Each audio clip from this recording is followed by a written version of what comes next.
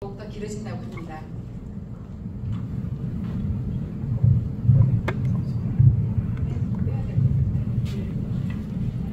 그래도 오늘 우리는 파란 가을 하늘을 보았고 해가 지면서 쌀쌀함도 느낍니다. 이렇게 건강하게 기나긴 여름을 지나고 다시 만나게 되어 반갑습니다. 우리 모두에게 뜨거운 박수를 보내며 시작하겠습니다. 오늘 사회를 맡은 저는 구리 거버넌스 분권연대 공동대표 장승희입니다. 구리시의회 의원을 역임하고 현재 거버넌스 운동에 참여하고 있습니다. 구리 거버넌스 분권연대는 2023년 11월 6일 창립했습니다. 정식 명칭은 거버넌스 센터 분권자치실천 구리연대입니다. 우리 단체의 본부인 거버넌스 센터는 창립 후 20년 넘게 거버넌스의 확장과 자치 분권 확대를 위해 활동을 하고 있습니다. 거버넌스는 패러다임이고 참여, 즉 민주주의의 진화이며 더 나은 세상을 위한 운동입니다. 정치 행정 엘리트, 즉 선출직과 공무원 관료들이 정책을 주도하고 결정하여 추진하는 것을 경계하고 세상의 주인인 우리 시민들이 각종 정책에 참여할 것을 지금 우리 사회는 요구하고 있습니다. 어렵고 참담한 현재 대한민국의 위기를 우리 모두는 느껴보았습니다. 또 구리시에서는 행정 전문가 구리시 부시장을 2년 넘게 공석으로 두면서 구리시의 시정을 독주하고 시민 행복보다는 그들 패거리들의 사익을 취해 시를 운영하고 있는 안타까운 상황입니다. 그래서 최근 KBS 뉴스에서 엉망진창 문제 많은 구리시 행정을 보도했습니다. 다시 거버넌스로 돌아가겠습니다. 2023년에 중앙에서 거버넌스 센터 분권자치실천연대가 출범했습니다. 현재 안승남 전 구리시장님이 공동대표를 맡아 일하고 있습니다. 우리 안승남 전 시장님께 박수 부탁드립니다. 구리시에서도 뜻있는 분들이 모여서 구리시 지회를 만들었는데 임현옥 전 구리시의회 부의장님과 김현태 구리시 배드민턴 협회 회장님 그리고 제가 공동대표를 맡았습니다. 그 두 분께 뜨거운 박수 부탁드립니다. 창립 초기날에는 거버넌스 센터 이형용 이사장님께서 거버넌스 운동에 대한 강연으로 첫 번째 포럼을 시작했습니다. 두 번째 포럼은 김거성 전 대통령 비서실 시민사회 수석님을 모시고 공감 있는 시민성 키우기란 주제로 실행했습니다. 세 번째 포럼은 주민 직접 민주주의 혁신운동의 이론과 실천 방법론이란 주제로 허인혜 선생님을 모셨습니다. 제4회 포럼은 구리시 정비사업을 중심으로 효율적인 재건축 및 재개발 사업에 대해 고재풍 부동산학 박사님을 초청해서 강의를 들었습니다. 제5회 포럼은 학부모님들을 모시고 입시 전문가이신 전 상현님으로부터 고교 학점제와 대학 입시에 대한 강의를 구리시 세부 자료를 중심으로 공부했습니다. 제6회 포럼은 지난달 바로 이 장소에서 했습니다. 지속가능 국민밥상 포럼 대표이며 성신여대 생활문화소비자학과 강사, 전 서울시 농수산식품공사 전문위원으로 활동하신 백혜숙님을 모시고 내돈내산, 채소, 과일 왜 이렇게 비싸? 원가가 얼마야? 직거래 해볼까? 라는 주제였습니다. 구리시에 있는 구리 농수산물 도매시장이 올바른 공영 도매시장 기능을 갖도록 생각하고 공부하는 시간이었습니다. 오늘은 제7회 구리 거버넌스 포럼 시민 건강과 안전을 위한 스마트 돌봄이라는 주제입니다. 양승희 사단법인 스마트 돌봄 융복합협회 회장님께서 4차 산업혁명과 스마트 돌봄 서비스, 국내 스마트 돌봄 선도 사례, 구리시 스마트 돌봄 구축 방안 모색이라는 개요로 강의를 준비하셨습니다. 오늘 강사님은 신안대학교 간호대학 학장으로 신안 치매 R&D 사업단장으로 활동하고 계십니다. 경력으로는 고려대학교 간호학 박사, 고려대학교 의료원 간호사, 동두천시 정신건강복지센터장, 1급 스마트 돌봄 전문가, 1급 정신건강 간호사, 1급 중독정신 간호사, 방문치매 간호, 호스피스, 상급 간호사 과정 등 돌봄 이론과 현장에 대한 풍부한 경험과 학식을 가지고 계십니다. 여러분의 뜨거운 박수로 양승희 교수님을 앞으로 모시겠습니다.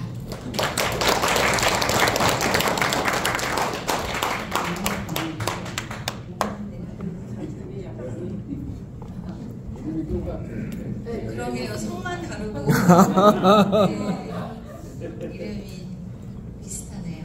오늘 이렇게 뜻깊고 또 훌륭하신 여러분들께서 초대해 주셔서 진심으로 감사드리고, 특히 우리 전 부인 안승남 시장님께도 진심으로 감사드립니다.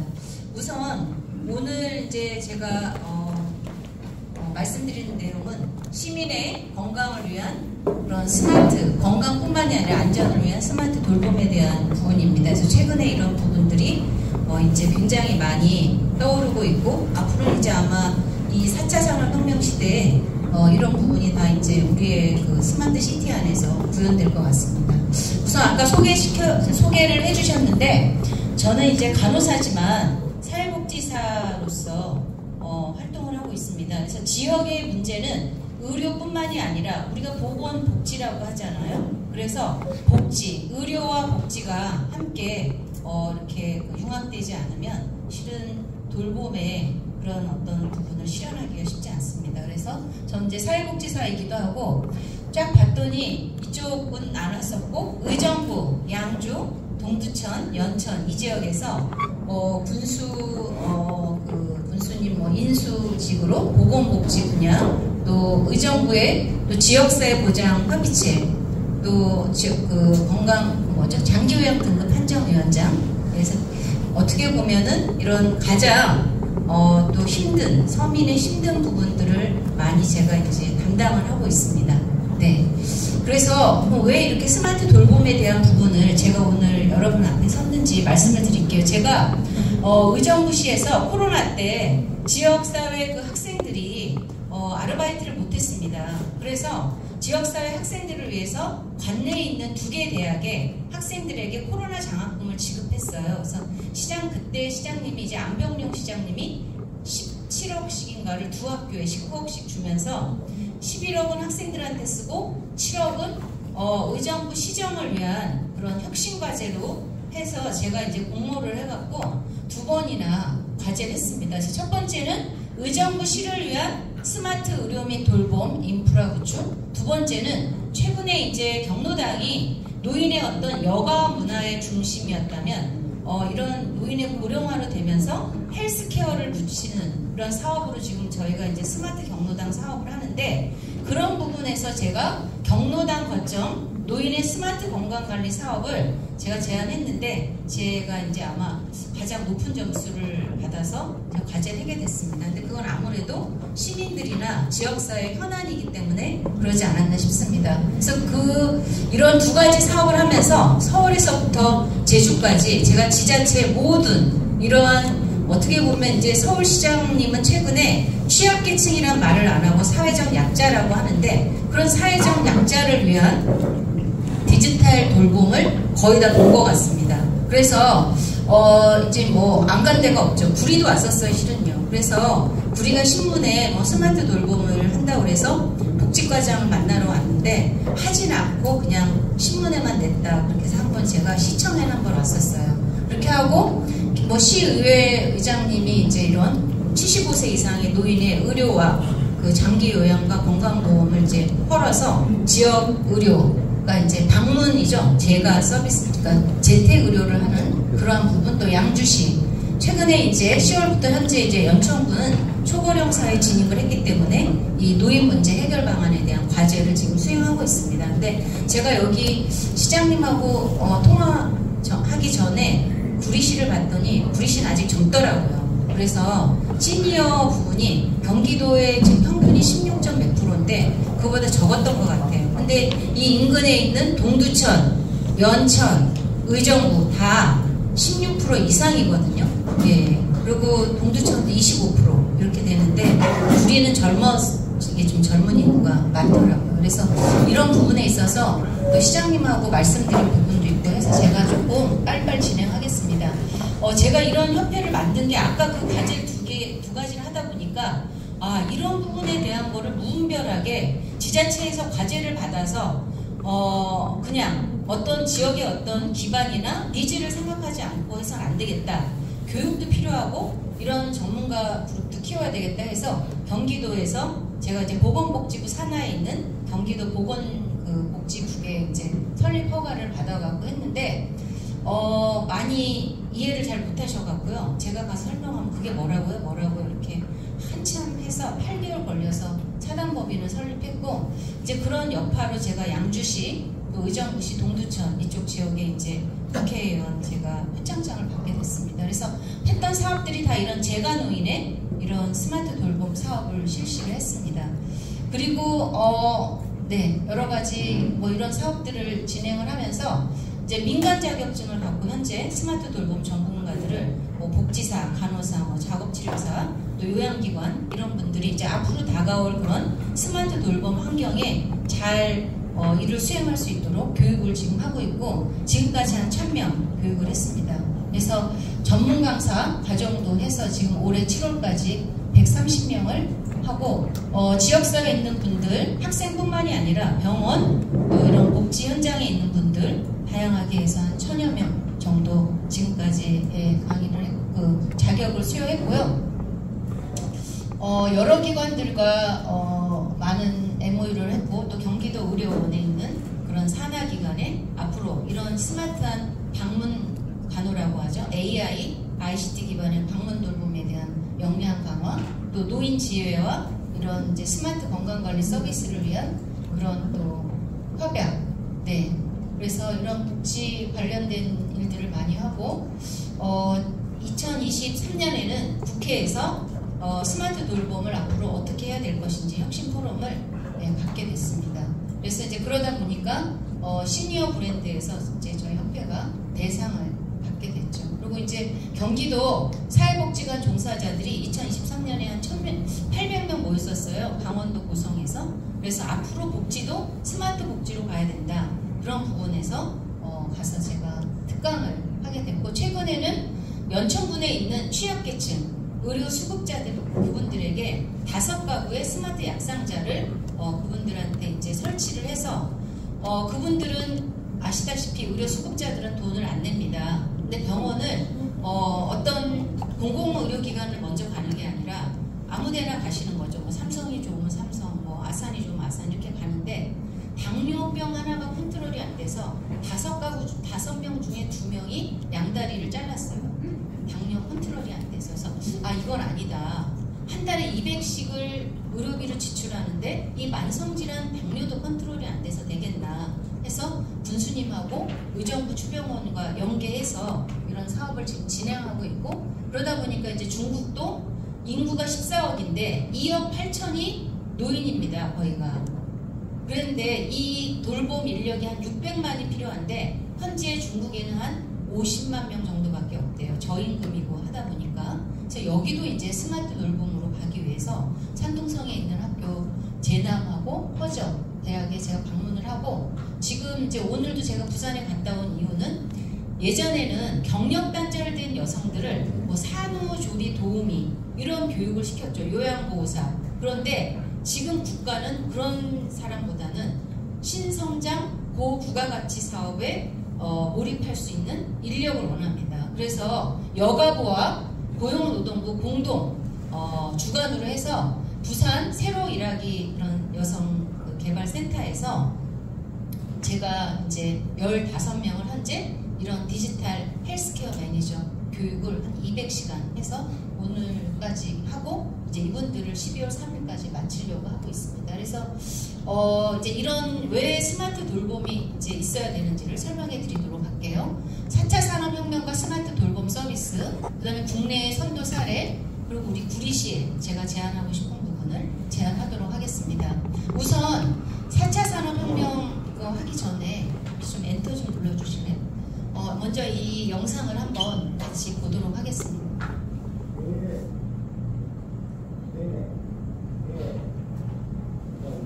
사장님 소리가 음성이 안 나오는 것 같은데 이거 눌렀어요? 소리를 조금만 더 이거는 카자흐스탄입니다.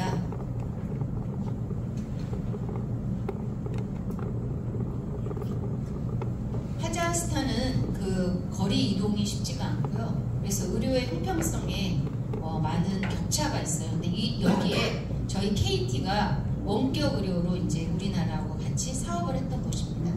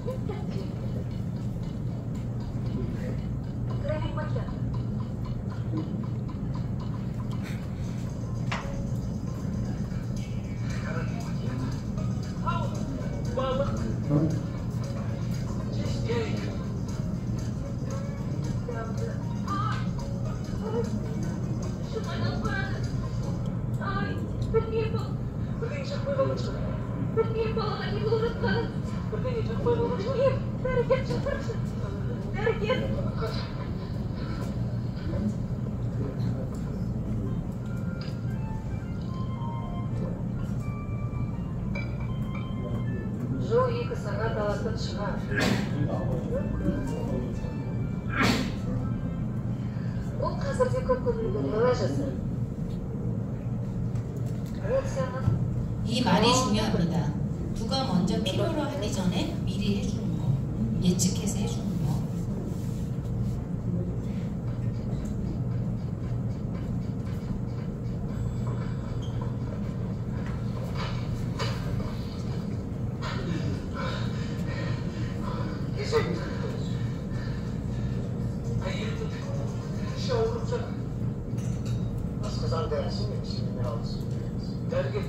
өте алыста тұрамыз. Әйелдің аяғы мүмкін көргені бірдеңе болып жатқан шығар. Ол белсенді ғана. Мен оны тексеру үшін өзі осында келіп қоямын. Қазіргі жастар әйелдердің сөзін шықпайды. Жарайды. Онда асқазанның дәрісін бере сал. Тоқтаңыз. Міне мынаны пайдасы бар. Рахмет. Бағанадан бері балам минералка ішкісі келді.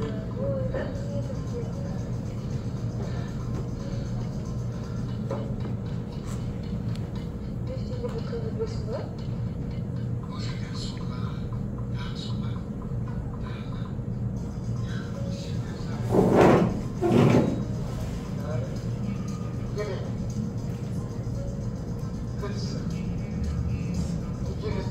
쌍둥이.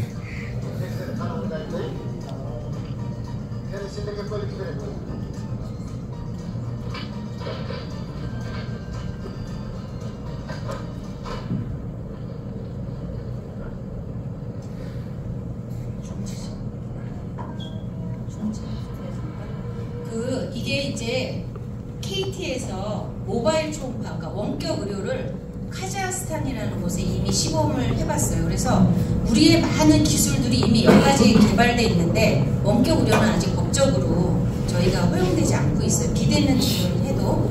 그래서 이미 기술들은 다 보유하고 있고 우리나라에서 이제 어떤 그런 부분들, 허용되지 않는 부분들을 허용하면 이제 이런 게 될 수 있는 거죠. 예. 그래서 그 부분이고 다음 슬라이드 한번. 네. 다음은 이제 한번 보세요.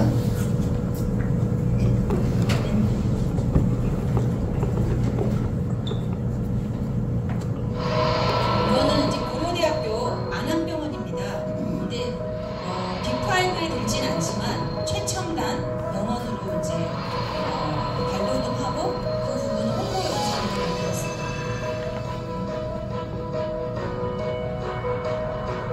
자율주행차를 타고 환자가 들어옵니다. 병원으로.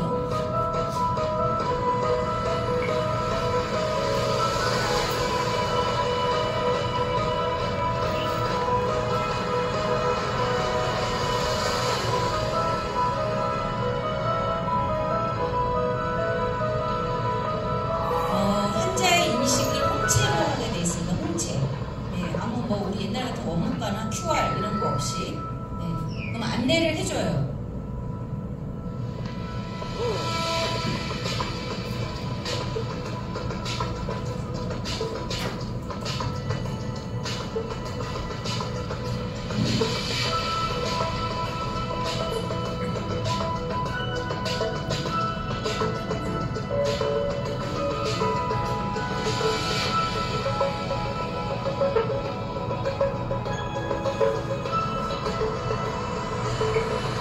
이제 한꺼번에 커튼이 아니라 전자 커튼으로 그때그때 상황에 맞게 커튼을 바꿔줍니다. PDA로 저렇게 다 인식을 해서 그다음 이제 화상으로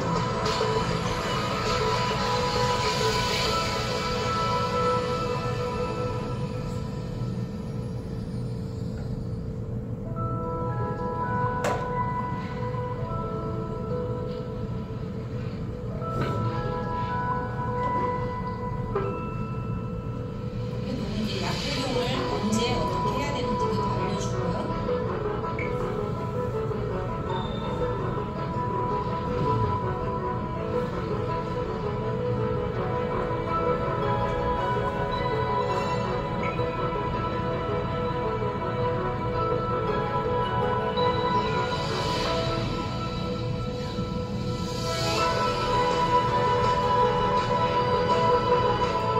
정밀호흡이라고 하죠. 이제 외국의 많은 석학들이 모여서 가상의 공간에 들어와서 이제 회의를 하는 거예요. 가상의 공간에 와서. 네.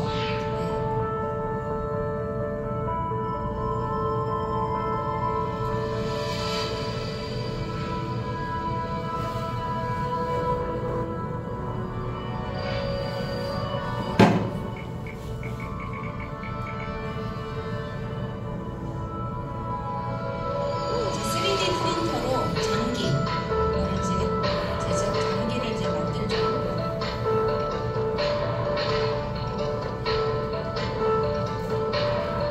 이제 이거 닥터 헬리를 통해서 병원으로 이제 갑니다.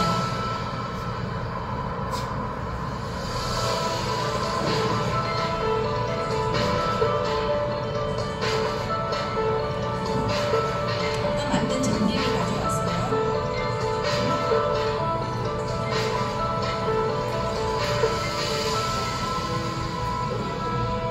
VR 끼고 이제 로봇 수술을 하는 거죠.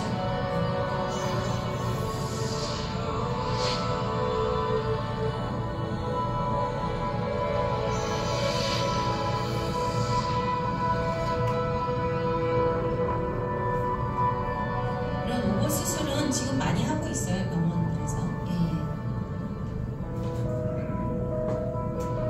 이제 갈 때로 홍채로 인식해서 대상까지 다 카드로 되는 거죠.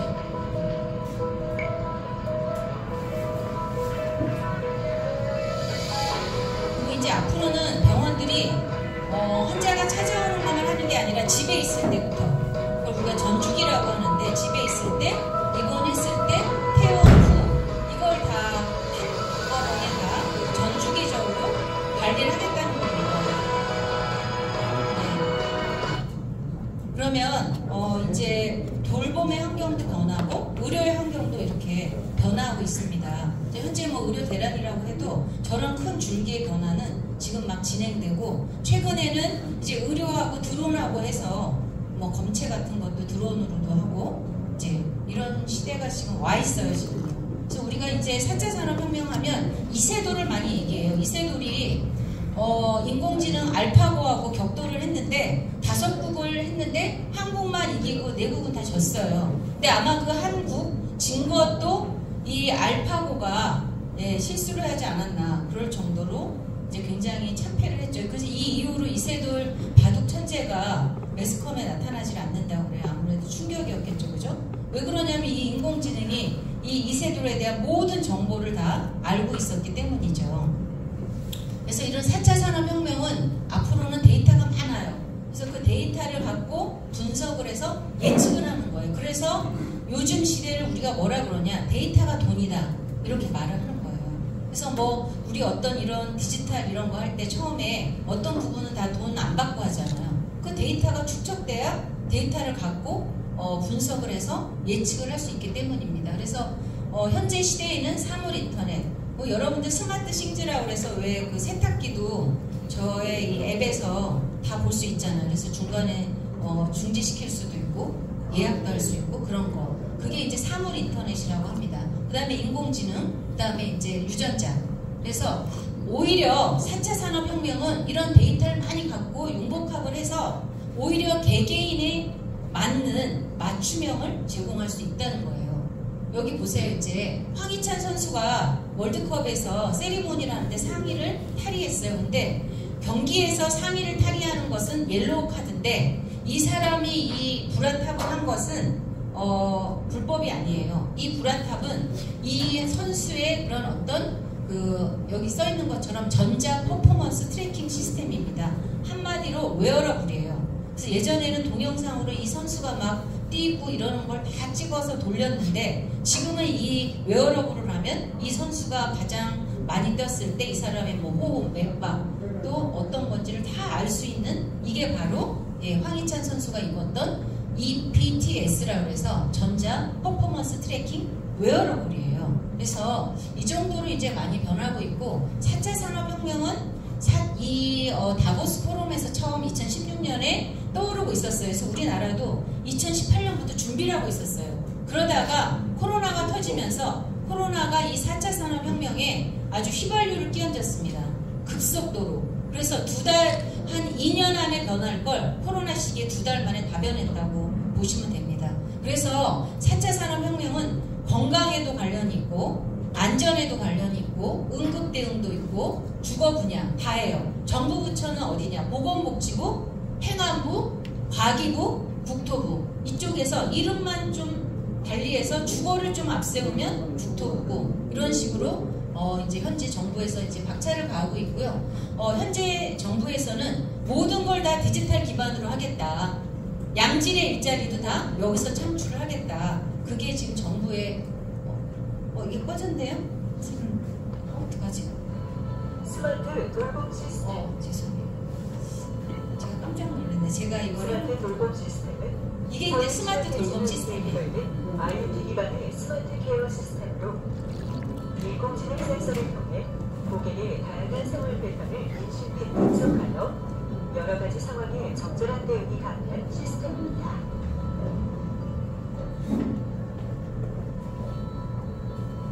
센서를 다 감지하고 있습니다. 열리고 닫히는 것을 감지하는 문열림 센서.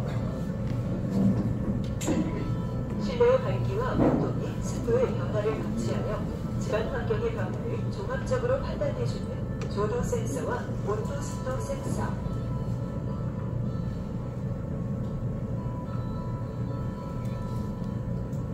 화재 감식이요. 화재 등이 발생 시 알람을 전송하는 화재 센서.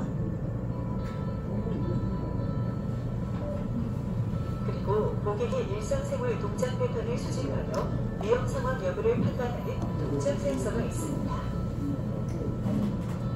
이렇게 센서를 통해 수집된 수많은 데이터들은 서버에서 패턴화되고 AI에 의해 위험 상황을 도출하여 이를 토대로 맞춤형 처리 방식을 제시합니다.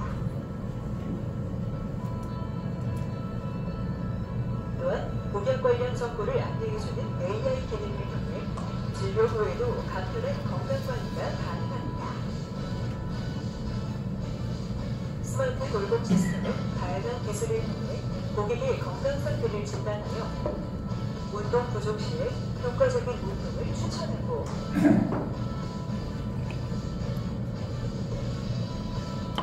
질병 발병 가능성 판단 시에 병원 예약, 진찰 스케줄 자동 예약과 진찰 항목 알람, 독일 서비스 등 보다 건강하고 안전한 생활을 보장드립니다.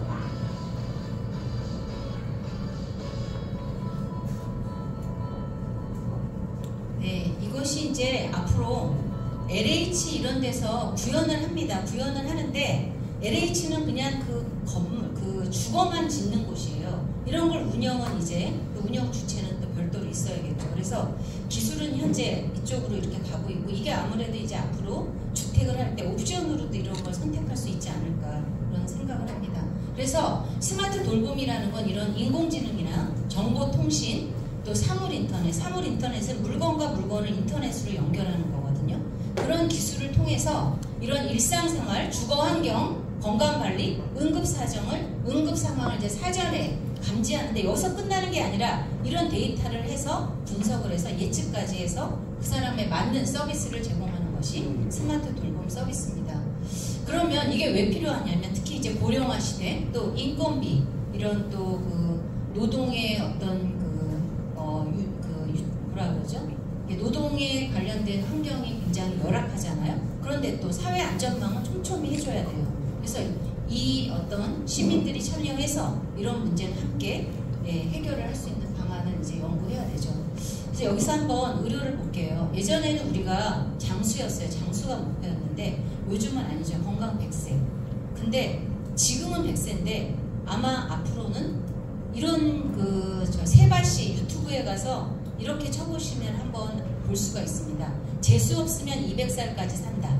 그러니까 원하질 않아요. 하는데 유전자를 바꿔주면 200살까지 살 수 있다는 거예요. 그럼 그때까지 그 노후에 드는 비용 그걸 어떻게 할 거냐는 거죠. 그래서 의료의 기술로 이렇게 이제 평균 수명이 길어지는데 우리가 아프면서 긴 노후가 오지 않게끔 해야겠죠. 그죠? 그러니까 죽을 때까지 안 아프면 제일 좋은데 골골하면서 사는 기간을 이제 줄여줘야 되는 게 앞으로의 이제 의료의 발전입니다. 21년에 코로나 때 강원도에서 아프신 어르신을 이렇게 의사와 간호사가 봤는데 어르신이 신체적인 고통보다 외롭다는 걸 호소했다는 거예요. 그래서 지금은 또 뭘 해결해 줘야 되냐? 고독감, 외로움 이걸 또 해결해 줘야 되는 게 정부 과제입니다.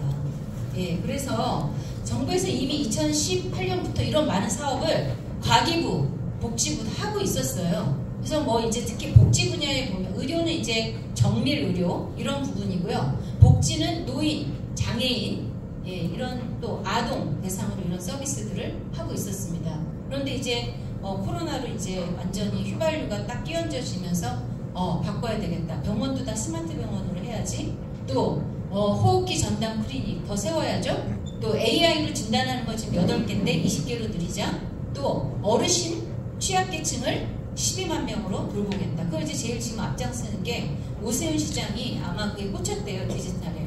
그래가지고 그분이 지금 막 어마어마하게 그 다 약자와의 동행 뭐 이런 걸 다 디지털로 동행하겠다. 그런 사업을 펼치고 있습니다. 그 다음에 이제 국내 이제 동향은 지금은 노인, 치매, 장애인인데 우리 안승남 시장님께서 구리시 전체를 한번 아동 다 전체를 해달라. 거기다가 펫 이런 반려동물도 한번 봐달라는데 보니까 이게 시니어 문제도 펫하고 관련 있게 또 사업을 하더만요. 그래서 제가 놀랐어요. 그거 이렇게 준비하느라고. 그래서 영역은 의료, 돌봄, 주거고 이런 기술들은 웨어러블. 몸에 하는 건 다 웨어러블이에요. 안경, 뭐 렌즈, 또 뭐 여기 귀에다 하는 인이어, 목걸이, 깔창을 통해서 치매 환자가 배회하는데 어디가 있는지 위치 추적을 할 수가 있거든요. 그런 것들을 다 활용해서 플랫폼이라는 건 이제 정보가 쌓이는 곳이죠. 정거장 같은 곳. 그거는 지금 우리나라는 SK, KT가 다 갖고 있어요. 국가에 다 안 주죠.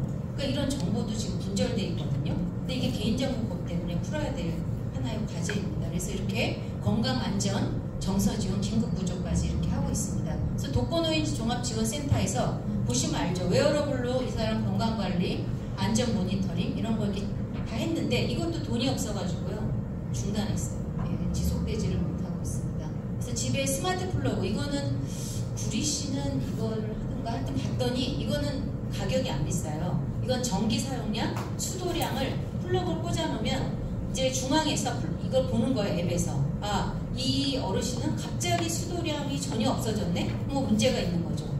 그러면 이제 전화를 하거나 찾아가거나 119에 연결해주는 이런 서비스입니다.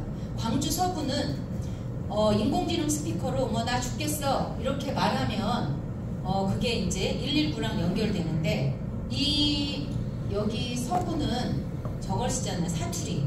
나 죽겠어 그렇게 인식을 못해요. 표준어로. KT에서 오메 죽겠단게 그래도 나 죽겠다고 인식을 하게 바꿔줬어요. KT가.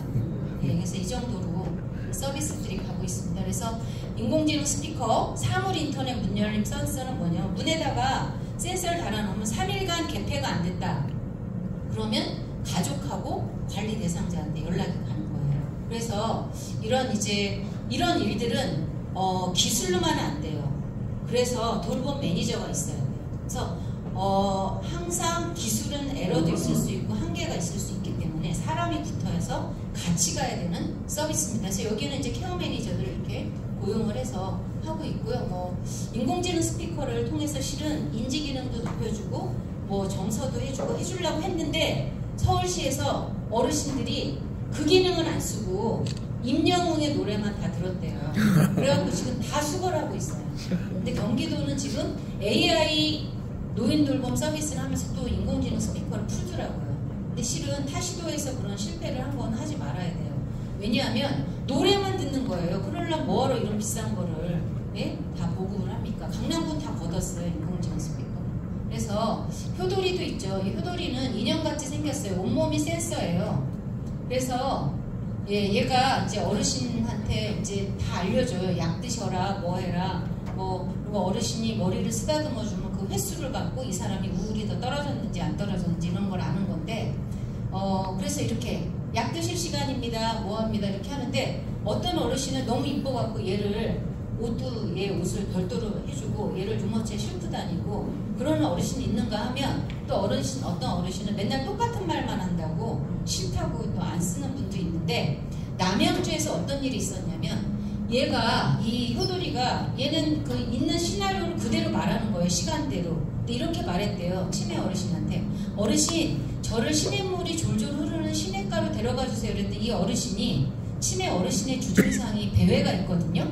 집을 나가버린 거예요. 그래갖고 이 효도리 회사에 전화가 왔다고 하더라고요. 그래서 효도리 대표한테도 모든 사람이 똑같이 이렇게 하면 안 되고 치매가 중증쯤 되면 쓰면 안 된다. 그런 얘기로 정서 친화용으로 해라 이렇게 얘기를 했는데 뭐 그런 일도 있고, 이거 약상자는요 실은 저기 개발도상국에서 결핵 환자용으로 개발이 됐어요. 결핵 환자 약을 제때 꼭 먹어야 되잖아요. 근데 이제 이거를 중소기업에서 시간이 되면 약이 탁 튀어나오면서 어르신 약 드실 시간입니다 이렇게 나오면 약이 튀어나와요. 그거 먹으면 이 위에 카메라가 있어요. 그래서 카메라를 찍혀서 관내 독거 치매 어르신 80명을 간호사 하나가 관리를 하는 거예요. 그래서 이런 디지털 기술이 이런 것도 있었고, 뭐 이런 부분이 있고, 특히 이제 이천 ICT 사랑방은 뭐냐면 여기는 이천에는 SK가 있습니다. 하이닉스에서 8억을 지원해서 지자체에서 2억을 한 것 같아요. 그래서 노인들도 이제 다 이런 디지털 시스템으로 다 해준 거예요. 어마어마해요. 그래서 여기 가면 저 모래놀이도 모래 갖고 하는 게 아니라 VR을 싸서 해요. 이렇게 하고 여기가 제가 특이했는데 건강마루인데 자기 이 링 같은 거는 아이디 카드를 집어넣으면 내가 내 어떤 생체 건강상 부화되는 운동을 하면 알람이 울려요. 그런 거 한데 지금 청주도 SK가 있잖아요. 거기도 2번째 만들어줬어요. ICT 사랑방. 그래서 이 가면 안내 로봇이 있습니다. 얘가 나를 알려줘요. 어디로 가게끔. 그래서 굉장히 센세이셔널했고, 광산구는 뭐냐면 이제 서울에 있는 고대 안암병원에서 전라남도 광주에 있는 광산구에 중장년인 사람을 관리를 하는 거예요. 그럼 왜 고려대학교 안암병원이 시공간을 초월해서 광주에 있는 광산구의 중장년을 돌볼까요? 국가에서 65세 이상의 노인에 집중을 하다 보니까 또 60세에서 65세 사람이 또 많이 죽는데요. 그래갖고 또 고독사법 만들고 지금 중장년에 또 집중을 하고 있는데 여기서는 데이터를 다 가져요. 고대에서. 그래갖고 광주 광산구에 있는 의료사업에 지시를 하면 거기에 있는 의사가 이제 방문을 하는 사원체제로 하죠. 지자체에서는 이런 대상자를 제공하고 고대병원은 스마트 헬스케어의 하나의 허브가 되고 여기서는 의료사업이 움직이는 이런 것입니다. 그래서 이런 공익을 실천하는 사업을 실시했었어요. 그다음에 제가 제주도를 가게 됐는데 여기는 장애인을 대상으로 이런 스마트홈 시스템인데 비싸지 않대요. 이런 시스템을 갖추는 게. 여기 뭐 문열림 센서, 무슨 일 나면 응급 상황, 또 화재 감시기, 활동량 감지기는 이분이 이렇게 움직임이 줄어든다. 그럼 감지가 돼서 이 사람한테 가요. 그럼 이 사람이 여기 있는 직원이 2인 1조가 돼갖고 이렇게 이제 이 색깔이 무슨 색으로 변하면 전화를 하거나 119에다가 연락해서 장애인들 돌보는데 굉장히 도움이 됐다고. 저는 이제 여기 가서 놀란 게 장애인들이 왜 뜨문뜨문 있는지 한 군데 다 모였으면 좋을 텐데 그랬더니 저는 그게 사회적 인식 때문에 그런지 알았는데 장애인들이 자기네들이 모여 사는 걸 싫어한대요. 사회적인 어떤 편견 때문인지 우리는 장애인 마을 이런 거 하지 말아달라고 해서 이렇게 떨어져 살아요. 이렇게 군데군데 그렇게 하는데 이런 장애인들을 이렇게 돌보니까 이런 센터에다가 기부를 해갖고 37억을 기부를 받았어요. 여기서. 예, 그거는 장애인 대상자도 냈고 장애인 가족도 냈고 기업도 냈고 이 장애인 종사자도 내가지고 주간 재활하는 것도 만들고 카페도 만들어서 또 거기에서 또 일자리를 해서 어디 인터뷰 가면 인터뷰하는 거 가져와서 지적 장애인들이니까 그런 거 이제 영상을 다시 만지고 그런 또 직업 재활을 하고 있었습니다.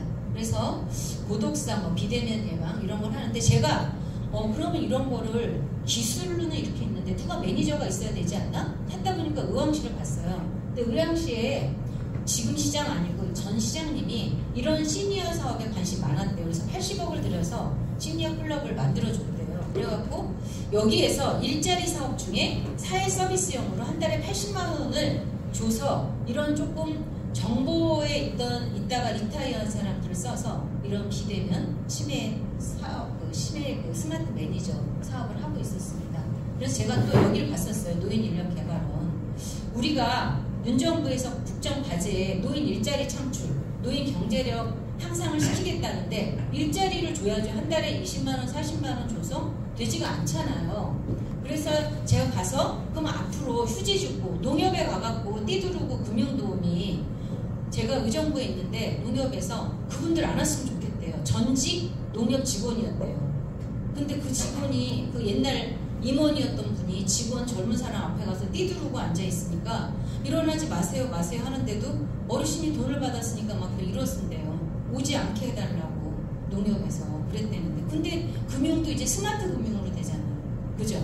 그래서 이런 인력들을 이렇게 노인 일자리 사업 중에 이런 시니어 스마트 매니저 아니면 마을 건강 지킴이 해서 순회를 해서 고독사를 방지할 수 있지 않나 제가 또 봤었죠.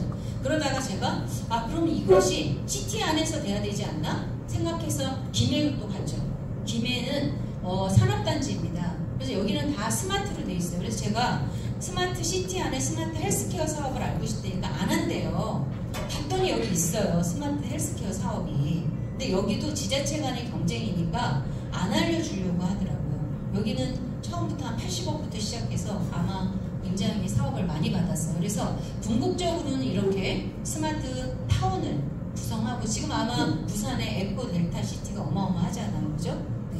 그래서 여기에 제가 본 거는 근로자를 위한 무인 건강관리 시스템이었는데 이 안에는 인바디, 그 다음에 혈압 재고, 그 다음에 또 스트레스 측정기 이런 게 있습니다. 그래서 내 아이디 카드를 집어넣으면 내 정보가 내 기관으로도 가고 보건소로도 가서 관리가 되는 그런 시스템인데 비싸지 않다. 우리 한 3,800만 원 정도 이렇게 해서 곳곳에 세워놓으면 이 데이터가 다 우리가 이제 보유를 할 수가 있는 거죠. 이러면서 각종 노인성 질환도 눈에 띄게 많아졌는데요. 그중에 가장 심각한 게 치매가 아닐까 싶습니다. 치매 환자가 급증하면서 사회적인 문제로까지 번지고 있는데 네덜란드에는 그 대안 중 하나로 이런 치매 환자들만 모여 사는 마을이 있다고 합니다. 어떤 모습일지 함께 보시죠. 국가가 공용으로 지었습니다. 여기 이상한 마을이 있습니다. 마을의 주요 구성원은 대부분 노인들. 이들은 마음껏 문화생활을 즐기고 편의시설을 사용하지만 그 누구도 돈을 내지도 받지도 않습니다. 심지어 마을 상점에 진열되어 있는 물건엔 그 어디에도 가격이 쓰여있지 않죠. 사람들은 필요한 만큼 가지고 가면 될 뿐입니다. 성공한 은퇴자들의 마을이냐고요? 아닙니다. 이곳은 바로 치매 환자들을 위한 네덜란드의 한 마을입니다. 전 세계적으로 치매를 앓고 있는 환자는 약 3,500만 명. 완치율은 고작 5에서 10%밖에 되질 않고 환자를 돌보기 위한 비용도 만만치 않죠.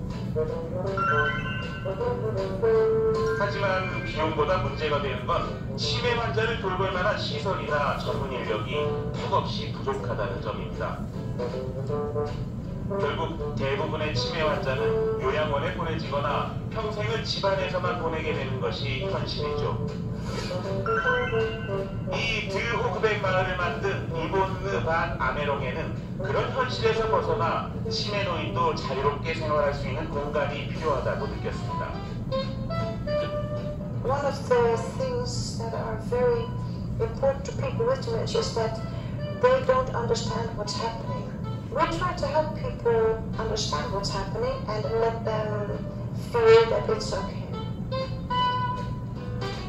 그녀는 국가의 지원을 받아 실제 마을과 같은 이곳을 만들었고 노인들은 자유롭게 돌아다니거나 미술이나 요리 등 취미 활동을 즐기기도 합니다. 152명의 중증 치매 환자들이 종교나 문화 등 각자의 생활 양식에 맞게 나누어 살고 있죠. 여러 관리 요원들이 그들을 살피고 지켜주고 있는 것은 물론이고요. 이 마을에서 노인들은 갇혀 지내야 하는 치매 환자가 아니라 조금 더 관심과 보살핌이 필요한 일반적인 사람일 뿐입니다. 여러분은 어떻게 치매 노인을 바라보고 계신가요? 가둬두어야 하는 환자인가요? 아니면 인생을 즐길 수 있는 삶의 주체인가요? 어쩌면 이것이 당신의 미래가 될지도 모릅니다.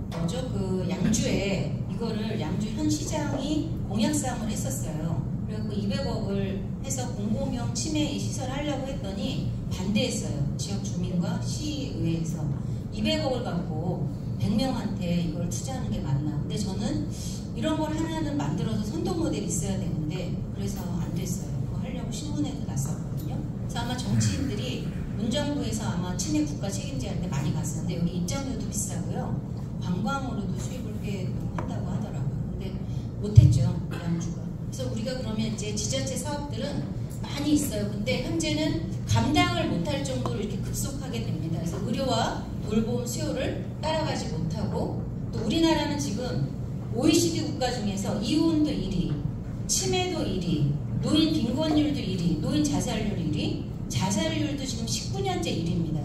근데 이 빈곤이라는 것은 개개인의 문제로만 볼 수가 없잖아요. 얻고 못 살면 국가 개입을 해줘야 되긴 맞거든요.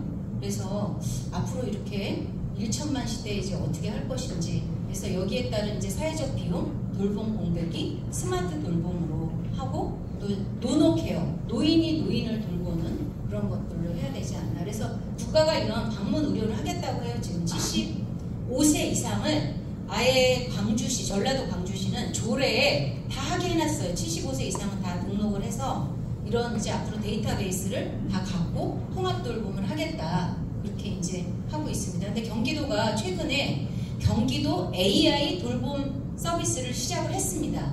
그래서 AI 국도 생겼어요. 국도 AI 국을 신설해서 했는데 AI 시니어 돌봄 타운을 전국 최초로 포천에 있는 관인면에 했어요. 그래서 관인면을 왜 했을까? 여기는 노인 인구가 48%거든요. 경기도 관내에서 최고 높대요. 그래서 여기다가 해서 이제 이 사람들을 돌보고 있는 서비스, 말벗 서비스 이런 걸 하고 있습니다. 그래서 경로당도 여기 있는 노인들 너무 화투치기만 해요. 제가 한번 경로당 사업을 했는데 진짜 와갖고 저녁까지 화투만 해요. 그리고 제가 밖에서 이런 스마트 돌봄 이런 건강교육을 하고 있어도 쳐다보지도 않아요. 그리고 또 노인 지회에 전화 온대요. 1,000원 잃었다고. 하루 종일 해도 1,000원 잃어요. 근데 울고 전화하고 이러는데 결국은 이 사람들의 건강을 잘 유지해야 되니까 여기다가 국가에서 지금 헬스케어를 붙이려고 하고 있습니다. 그래서 이런 사업들을 해서 부천도 스마트팜까지 해갖고 이렇게 보세요. 이제는 이 어떤 교육이나 이런 거를 갈 필요 없어요. 경로당별로. 여기 다 스마트 경로당 있어서 몇십 개 경로당이 이미 한 군데에서 원격으로 다 ICT 교육을 하는 거예요. 그래서 이런 게 있고, 예, 광주 서구는 치매 중심으로 이렇게 경로당을 했고, 부산 갔는데 안 보여줬어요. 저한테. 그리고 보지를 못했는데, 여기는 이미 지역사회 기업이 예전부터 이 서비스를 하고 있었어요. 육성기업이라고 하고 있어서 이런 비대면 여가복지, 건강관리 이런 걸 다 같이 해서 여기 부산 유성구 구청장님이 구청장대 ICT 노래 대회를 이렇게 비대면으로도 하고 디지털 사이니지에 들어가면 내 체험 맥박 다 돼서 보건소랑 연계되고 예, 그런 것들 하고 남해군은 로봇을 활용해서 예, 이런 혈압 맥박 이런 걸 다 하고 있습니다. 그리고 제가 이건 이제 시장님께서 사람만이 아니고 반려로봇도 한번 생각해 보시죠. 그래요. 찾아봤어요. 제가 그랬더니 반려로봇이 이제 펫테크 시대더라고요. 그래서 반려로봇, 이 반려동물이 4가구 중에 1가구가 반려로봇이래요. 그러면 노인 인구랑 맞먹는 그런 인구고 지금 여기에 대기업들이 이렇게 뛰어들고 있더만요. 놀랬어요 제가. 그래서 반려동물도 이제 천만 시대인데 앱 하나로 얘 감정까지, 그 감정을 어떻게 하냐, 울음소리로 멍멍멍멍 그 울음소리가 아니라 짖는 소리로 음성의 떨림으로 얘가 슬프구나 뭐하구나 그걸 알아낸대요. 그래서 근데 우리 인간권 있거든요. 이 이제 통화하는 음으로 그거를 슬픈지 뭔지 알아내는데 얘도 이런 게 있어서 이렇게 앱으로 다 연결이 돼서 이렇게 다 되고 있습니다. 그 다음에 감정 인식기도 이렇게 있고 벌써 LG에서 이런 게 나왔어요. 펫케어 해갖고 이런 사람한테 쓰는 이런 CCTV를 개한테 활용해서 이렇게 하고 있고 이건 보니까 로봇 청소기를 이 펫하고 연결해서 펫케어를 하고 있더라고요.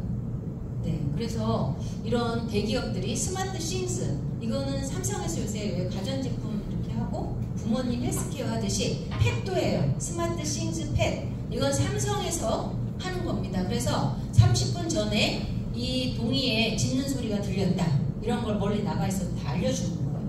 그래서 이런 게 있고 예, 이런 펫케어가 다 이런 식으로 다 집도 얘가 들어가서 얼마 있었고 얼마 후에 나왔고 얘 활동량이 어떻고 얘 숨쉬는 게 어떻고 얘도 반지 끼우면 다 나오잖아요. 생체 정보가 이런 시대가 왔고요.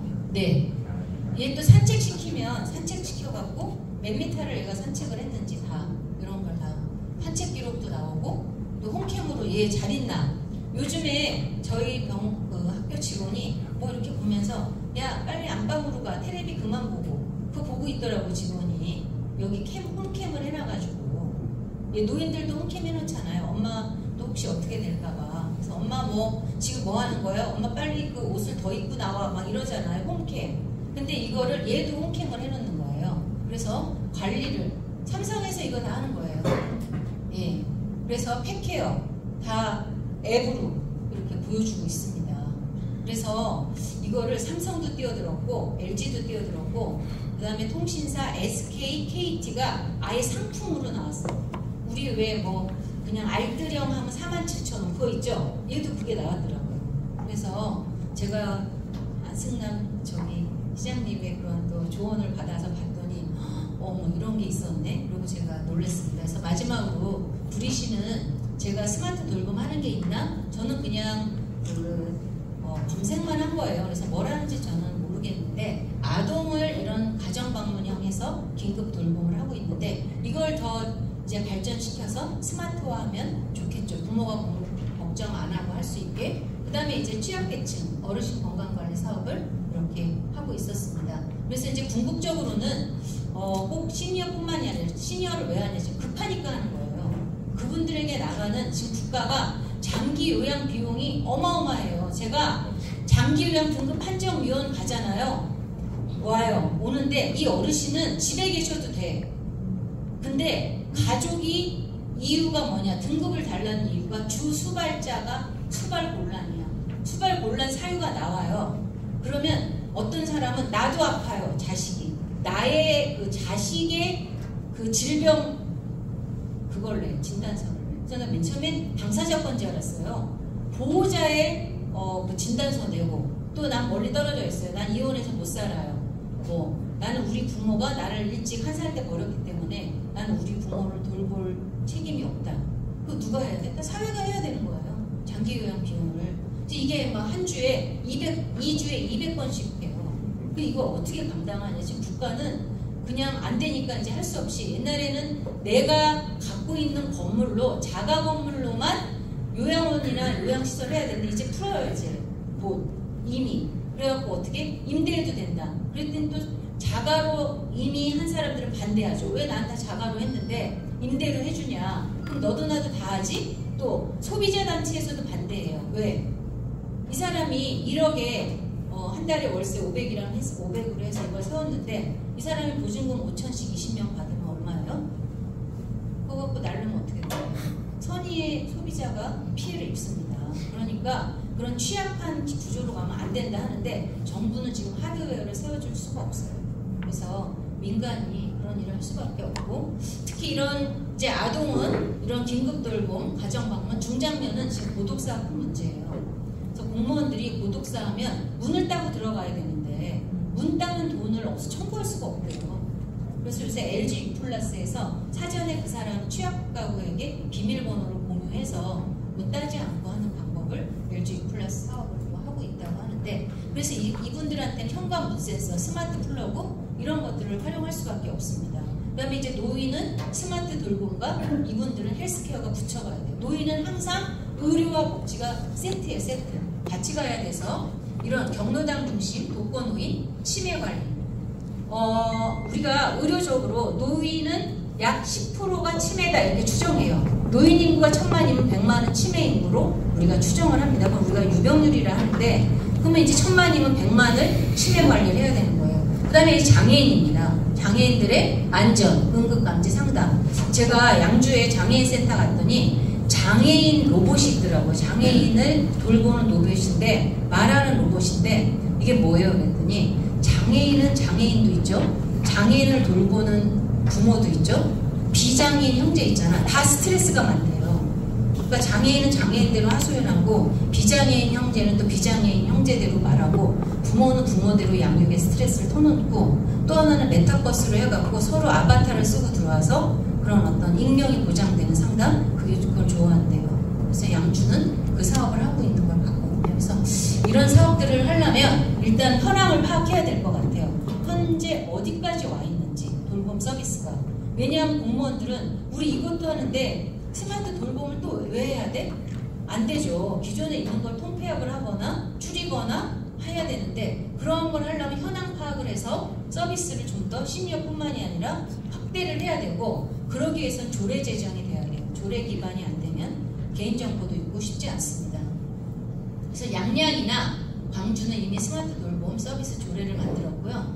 앞으로 이런 사회적 약자를 위한 이런 거버넌스에서 이런 것들을 우리가 이제 협의체 이런 걸 해서 다수의 이런 각계각층의 의견을 듣는 협의체. 그래서 저희가 융복합협회라고 한 것도, 이건 보건의료만이 하는 게 아니에요. IT도 와야 되고, 문화예술도 와야 되고, 교육도 와야 되고, 여성도 와야 되고, 다 이게 이제 앞으로 융복합으로 가야 되고, 또 하나는 스마트폰 돌봄 서비스도 돼야 되지 않겠나, 이런 생각을 합니다. 제 연천을 보니까 서울시가 화장할 데가 없다고 반려동물 화장터를 했더라고요. 그 연천에. 그래가지고 그 돈을 연천에다가 얼마를 주는 거예요. 그럼 연천은 화장터를 공간을 해주고 이제 연천에 필요한 걸 받더라고요. 그리고 또 동두천시는 250억을 들여서 이런 반려동물 파크를 만들더라고요. 파크. 와서 쉬고 하는 거. 여기에 들어가는 비용이 어마어마한 것 같아요.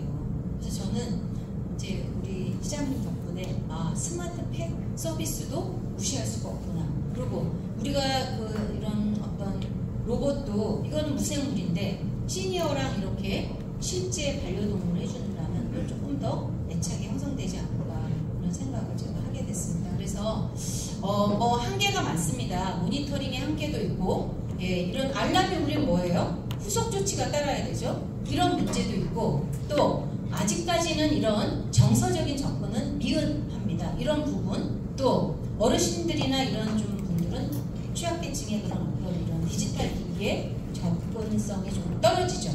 그리고 또 분실 이런 부분도 있고 그래서 이제 앞으로는 기술과 이런 돌봄 인력이 함께 가야 된다. 이런 생각을 제가 하고 그러려면 이런 인력 교육을 미리부터 우리가 이렇게 거버넌스 이런 데서도 시작을 하면 좋겠다. 공무원뿐만이 아니라 이런 생활지원사 또 이런 관련 사업하는 분 다양한 분 특히 저는 이제 시니어 액티브한 시니어라고 하죠. 그런 젊은 시니어들을 내가 디지털 에이징 되는 거죠. 미리 그래서 노인이 노인을 케어하는 노노케어 일본이 그렇게 하고 있습니다. 그래서 이런 스마트 돌봄 확산 및 상용화를 위한 전문 인력 양성 및 교육이 필요하다. 그런 걸 제가 말씀드리고 싶고요. 어떤 기술이 나오고 최첨단이 나와도 돌봄의 핵심은 사람이에요. 그래서 기술은 그런 부분을 우리가 대면할 때 그때 가지 못하는 부분을 모니터링 해줄 뿐이죠. 사람이 있어야 되는 거는 맞습니다. 일자리를 빼앗기진 않습니다. 그래서 이런 부분으로 제가 오늘 이제 강의를 드렸고요. 조금 조금 길었을 수도 있을 것 같은데 제가 좀 죄송한데 온 김에 제가 끝까지 좀 다 말씀드리고 싶어서 길게 된 것 같습니다. 마지막으로 우리 구리시가 조금 더 미리 준비해서 조금 더 발전된 그런 시로 발전했으면 좋겠습니다. 감사합니다. 현재를 살아가면서 우리도 스마트 시대에 있구나 했는데 지금 강의를 들어보니까 더 많은 우리가 변화가 있는 그런 스마트 시대가 올 것 같습니다. 오늘 강의해 주신 교수님께